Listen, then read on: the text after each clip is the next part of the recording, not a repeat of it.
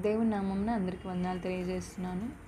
యేసుక్రీస్తు ప్రభువారు శిలువ మీద పలికిన 7 మాటలలోని మొదటి మాట, లూకాసు వార్త 23వ అధ్యాయము 34వ వచనము.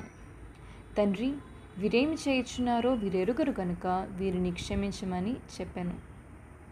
అలెగ్జాండర్ పోప్ అనే వ్యక్తి ఒక పోయంలో ఇలా అంటున్నాడు: to error is human but to forgive is divine. తప్పు చేయడం మానవ లక్షణం, కానీ క్షమించడం దైవిక లక్షణం. చాలాసార్లు ఇతరులు మనకి హాని చేసినప్పుడు తిరిగి అంతకు అంత వారికి హాని చేయాలని సహజంగా మనం తలుస్తాం.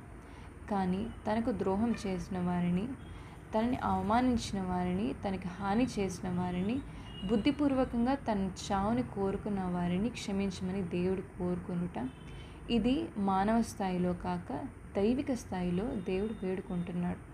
ఇది తన కొరకు కాక ఇతరుల కొరకు, ప్రత్యేకంగా పాపుల కొరకు దేవుడు చేస్తున్న విజ్ఞాపన ప్రార్థన. ఇది శిలువ మీద పలికిన 7 మాటల్లోని మొదటి మాటగా మనం చెప్పుకుంటున్నాం. కానీ మానవాళి అంతటి విమోచన కొరకు దేవుడు చేస్తున్న రక్షణ కార్యంగా దీన్ని మనం అర్థం చేసుకునవచ్చు.